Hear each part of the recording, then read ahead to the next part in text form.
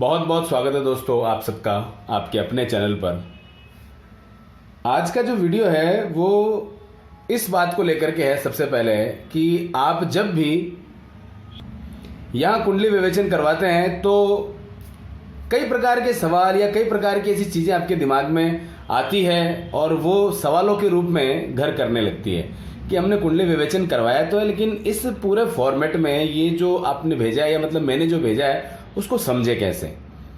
मुझे नहीं पता कि शायद सबकी सोच यही है या सब इसी प्रकार से सोचते होंगे, पर कईयों के जब कमेंट में देखता हूँ या आप व्हाट्सएप पे जब पूछते हैं कि सर ये क्या है, मैं कैसे समझूं इसको, या क्या इसमें देखना है या किस प्रकार से है, जिन्होंने कुंडली विवेचन या कुंडली के बारे में ज़्यादा जानकारी नहीं है लेकिन फिर भी करवाया है तो निश्चित है ये सवाल उनके दिमाग में आता ही होगा। और बाकी जो लोग अच्छे से जानते हैं उनके भी छोटे मोटे जो प्रश्न रहते हैं वो आप कर ही लेते हैं। तो आज का हमारा जो वीडियो है सिर्फ इस फॉर्मेट को लेकर के है कि आखिर ये समझें तो कैसे समझें, क्या इनका अर्थ है, क्या इनके बारे में लिखा है और कौन कौन सी चीज़ें हमको फॉलो करनी है, वो सारी चीज़ें मैं आज आपको इस वीडियो के माध्यम से बता दूंगा। तो चलिए शुरू करते हैं इसको, फॉर्मेट को यहाँ से लेकर के पूरा समझने की।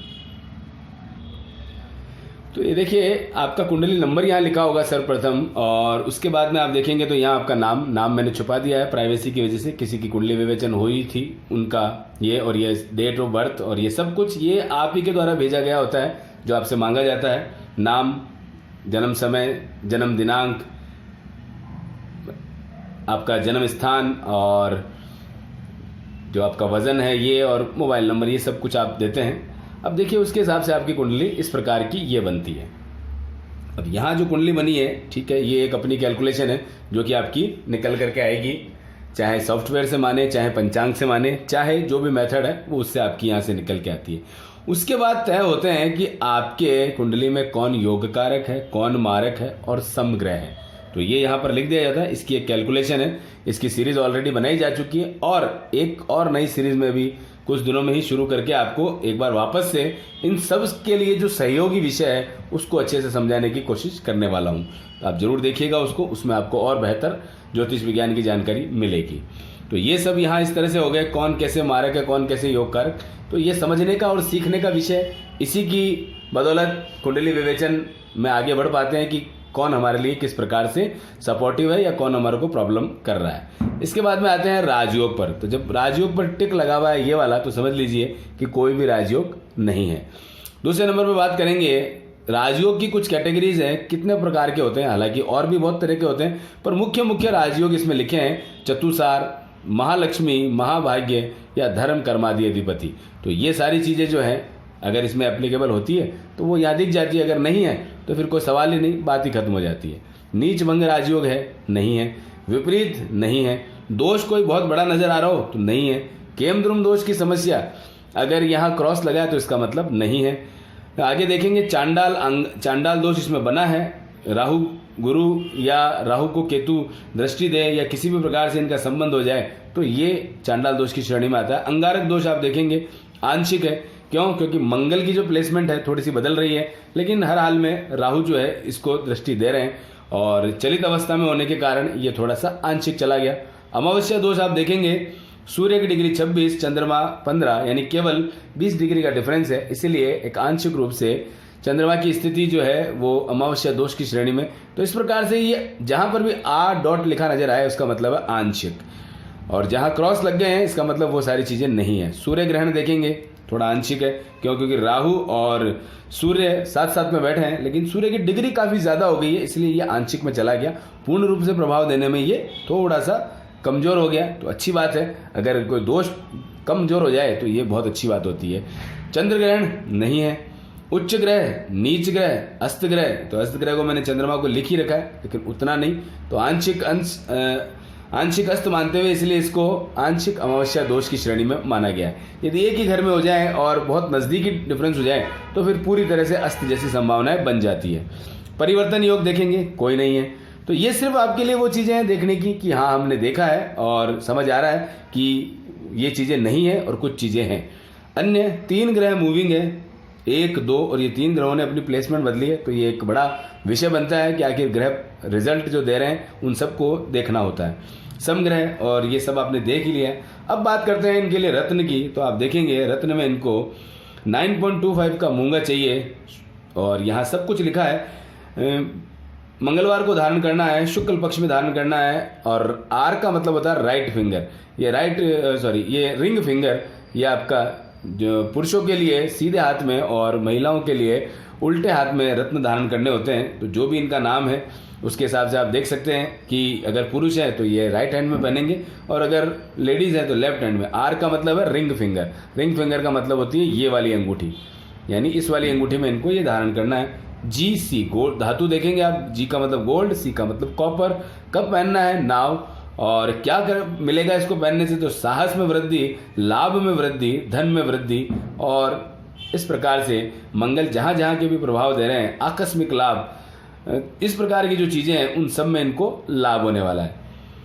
इनका एक सवाल भी था कि मुझे पुखराज पहनना है कि नहीं पहनना है। तो दोस्तों आप देख सकते हैं जब भी लग्नेश उठ करके तीसरे घर में चला जाए तो ये नहीं पहनना होता है, जबकि इन्होंने पहन रखा था। तो ये एक विषय है। हम कुंडली विवेचन से ये जान सकते हैं कि आखिर हम कहीं गलती तो नहीं कर रहे हैं, कहीं वही रत्न तो हमको प्रॉब्लम नहीं कर रहा है जिसकी वजह से मतलब इतनी स्थितियां खराब हो रही है, जबकि सब कह रहे हैं कि हाँ ये पहनना चाहिए। क्योंकि लग्न की एक कैलकुलेशन फिक्स है कि ये रत्न आपको पहनने हैं, लेकिन कब? जब हमारा ग्रह भी योग कारक स्थिति में हो, अच्छे भाव में हो। तो ये इन सब विषयों को ऑलरेडी 187 चैप्टर अभी तक बन चुके हैं, ये 188 नंबर का बन रहा है। उन सब में भरपूर तरीके से समझाने का प्रयास किया है। समय मिलता है आपको तो आप सबको देख सकते हैं, वरना यहाँ अभी आपको नीचे और दिखेगा कि जो जो चैप्टर आपके लिए लिखे हैं आपके लिए बेहद काम के हैं। आपकी पूरी कुंडली को समझने के लिए उन चैप्टर का बड़ा योगदान आपको मिलेगा। बात करते हैं यहाँ रुद्राक्ष की। तो 5 मुखी पहने एक मुखी के साथ जॉइंट में, यानी एक मुखी का पीस और उसके नीचे 5 मुखी जॉइंट में लगा हुआ, या दोनों को एक साथ जोड़ के कैसे भी करके 5 मुखी और एक मुखी दोनों जॉइंट में पहनने हैं। चाहे तो लाल धागे में पहन सकते हैं या फिर रुद्राक्ष माला में पहन सकते हैं। रुद्राक्ष माला सिल्वर कैप वाली 6 mm की अवेलेबल है, 7 mm की अवेलेबल है, इन दोनों में पहन सकते हैं, जो भी सुविधा लगता है। और इन सब के बारे में और विस्तृत जानकारी करने के लिए ये वेबसाइट भी दी गई है, यहाँ जाकर के आप पूरी चीज़ों को और अच्छे से देख सकते हैं, मैनेज कर सकते हैं अपने हिसाब से। बाकी एक बार तसल्ली से पढ़ लें कि घटता पक्ष क्या होता है, चढ़ता पक्ष क्या होता है। यहाँ मैंने ऑलरेडी शुक्ल लिखा है। शुक्ल का मतलब चढ़ता पक्ष को शुक्ल कहते हैं, यानी जब सामने पूर्णिमा आ रही हो। अगर मैं आज की बात करूं तो आज आप देख सकते हैं अभी कुछ दिन पूर्व ही अमावस्या गई है, यानी आज जैसे गुरुवार है तो संडे को अमावस्या थी, और अब जब होली आ रही है तो उसके मतलब पूर्णिमा सामने आ रही है। तो अभी चल रहा है शुक्ल पक्ष। इसी तरह से उंगलियों के नाम मैंने दिए हैं, जो भी नाम आपको यहाँ पर दिया जाए, जैसे आर यहाँ पे लिखा है तो आर का मतलब हो गया आपका अनामिका। तर्जनी होता तो आई लिखा होता, मध्यमा होता तो एम मिडिल लिखा होता। आई का मतलब इंडेक्स, मिडिल, आर का मतलब रिंग फिंगर, कनिष्ठा का मतलब लिटिल फिंगर।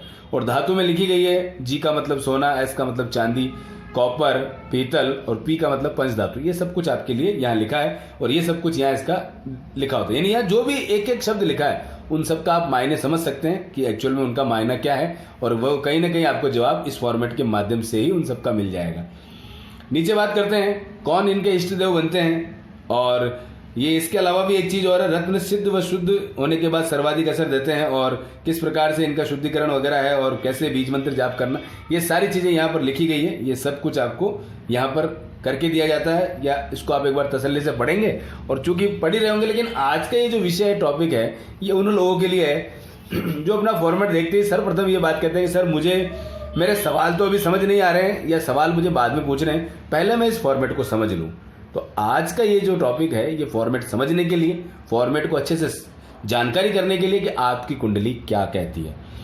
आगे बात करते हैं इष्ट देव के बारे में। तो ये इष्ट देव के लिए मैंने लिख रखा है यहाँ पर श्री विष्णु जी, श्री हनुमान जी, और उनके लिए ओम ब्रह्म बृहस्पते नमः, ओम अंग अंगारकाय नमः, ये आपको जाप करना है। ये जो कि मैंने आपके लग्नेश और ये आपके पंचमेश, और पंचमेश आपके इष्ट देव होंगे हनुमान जी। अब बात करते हैं दशा अनुसार। गुरु की दशा चल रही है 17/6/33 तक, और उसी में शनि की अंतर्दशा चल रही है 17/2/2022 तक। तो इस बीच में इनसे क्या लाभ लिया जा सकता है, इस दशा से कौन से देवता से कौन से उपाय करके हमको किस प्रकार का लाभ मिलना है, तो वो सारी जानकारी आपके लिए यहाँ पर लिखी गई है। तो क्या लिखी गई है, तो आप इसको तसल्लीपूर्वक पढ़ सकते हैं। जैसे गुरु के लिए लिखा गया है कि प्रातः 7वें मंत्र बीज मंत्र जाप करें, केले व पीपल में जल चढ़ाएं, 4 बार परिक्रमा करें, विष्णु सहस्त्र नाम का पाठ करें, गुरुवार को करें, सुने या देखें या किसी भी प्रकार से शामिल होना है तो ये कर सकते हैं। इसके लिए चैप्टर नंबर 145 दिया गया। ये चीज को और विस्तृत समझाने के लिए यहाँ 145 नंबर का चैप्टर आप देख सकते हैं। देखिए मजे की बात, इतने सारे चैप्टर्स में से सारे तो आपके काम के होंगे नहीं, बल्कि किसी के भी काम के नहीं है। जानकारी बढ़ाने के लिए तो चाहे जितने चैप्टर देखे जाएं कम है, लेकिन आप इस कुंडली से पर्टिकुलर अपने लिए क्या जानेंगे, क्या वो काम करेंगे, तो हर बार के लिए यानी गुरु इस कुंडली के अंदर 3 अवस्थाओं में होंगे, योग कारक, मारक और सम। योग कारक होके मारक हो जाएं, मारक होके योग कारक हो जाएं, तो उन परिस्थितियों में गुरु के कौन से उपाय करने हैं, उन सब के लिए अलग अलग चैप्टर ऑलरेडी बना दिए गए हैं, ताकि आपको बेहतर सुविधा हो सके, आपको बेहतर समझ आ सके कि यस मुझे किस प्रकार से अपनी कुंडली को समझ करके उनका उपाय करना है, कौन सी वो गलती नहीं कर देनी है जिसकी वजह से हम नुकसान पहुंचा सकते हैं। जैसे दान धर्म वाले हम लोग हैं, दान धर्म करते आए हैं, लेकिन कई बार हम उन ग्रहों का दान कर रहे होते हैं जो कि हमारे लिए सबसे ज़्यादा काम करने को तत्पर है, हमारे को सबसे ज़्यादा फायदा पहुंचाने को तत्पर है, लेकिन गलती हो जाती है कि दान भी कर रहे हैं लेकिन फिर परेशान भी हम ही हैं कि यार आज ही दान करके आए और आज ही नुकसान हो गया। ऐसा क्यों? तो इसके पीछे कहीं ना कहीं कुंडली के अंदर जो ग्रह है वो विद्यमान है, और जो विद्यमान ग्रह हैं उन्हीं की कोई प्लेसमेंट गड़बड़ है, इसलिए ऐसा कुछ होता है। इसलिए सिर्फ भेड़ चाल में नहीं फंसना है कि चलो सब कर रहे हैं मैं भी कर दूं। तो इसलिए कुंडली का बहुत बड़ा महत्व है कि कैसे क्या करना है, बड़ा इंपॉर्टेंट सब चीज़ देखी जाती है। शनि को हम देखेंगे यहाँ पर, तो रात्रि 8 बजे सरसों और तिल के तेल का दिया जलाएं, हनुमान चालीसा का पाठ करें, ये मंत्र जाप दिया है ओम सम शनिश्चराय नमः, ये करें। दान करना है, तेल का दान करना है, या और कौन सी दान की बहुत बड़ी लिस्ट आपको दिखाई मिल सकती है, वो उसके लिए चैप्टर 83 आपको दिया है, उसको आपको अनिवार्य रूप से देखना है। तो इससे आपको बेहतरीन तरीके से शनिदेव को समझने में मदद मिलेगी। आप एक चीज मान के चलिए, कुंडली विवेचन आपने करवाया है तो मिनिमम 1 से 1.5 घंटा आपको यूट्यूब पर देना होगा अपने सभी ग्रहों को या अपनी कुंडली में वर्तमान परिस्थितियों को समझने के लिए। सबके बारे में चैप्टर बनाए हुए हैं, उनको यदि आप देख लेते हैं तो गारंटी लिख लीजिए एक पेपर पर, आपको फिर कोई बरगला नहीं सकता कि आपकी कुंडली में ये दोष है वो दोष है तो भी उनका इलाज संभव है, नहीं है और कोई बरगला रहा है तो आप निश्चित तौर पर उसको पकड़ लेंगे कि भैया आप ये गलत बता रहे हैं सिर्फ धन कमाने के लिए या किसी और कारण से या डराने के लिए। तो वो सब उद्देश्य है इस फॉर्मेट और इन चैप्टरों को देखते ही स्वतः ही दूर हो जाने की आप स्वयं से गारंटी मान सकते हैं कि हाँ मैंने वो चीज़ समझ ली है, अब मुझे कोई बरगला नहीं सकता, बेवकूफ़ बना नहीं सकता। तो दोस्तों ये आप ही के काम के लिए ये सारे चैप्टर बने, इनको देखने मात्र से अपने ग्रह को अच्छी तरह समझा जा सकता है। इन 2 के अलावा भी इस कुंडली को देखने के बाद कुछ ऐसी परिस्थितियां नजर आती है जिनका रेगुलर उपाय होना बहुत ज़्यादा जरूरी है। और वो क्या, तो इसके अंदर वेरी इंपॉर्टेंट उपाय में लिखा है चंद्रमा का उपाय, प्रातः शिवलिंग पर जल चढ़ाएं, शिव चालीसा का पाठ करें, ओम नमः शिवाय, ओम सोम सोमाय नमः। ये 8 से 10 मिनट का कार्यक्रम है, मंदिर जाकर के आप ये अपना उपाय करें। इसी के लिए चैप्टर 142 मैंने लिखा है, वही बात, सबके लिए चंद्रमा एक जैसे नहीं होंगे, किसी के योग कारक होंगे, किसी के मारक होंगे, किसी के सम होंगे, किसी के योग कारक होके मारक हो जाएंगे, किसी के मारक होके योग कारक हो जाएंगे, किसी के बहुत कमजोर हो जाएंगे, किसी के बहुत प्रबल हो जाएंगे। तो सब स्थितियों के लिए चैप्टर है कि क्या करना है उनके लिए, तो ये सारी जानकारी आपको यहाँ से मिल पाएगी।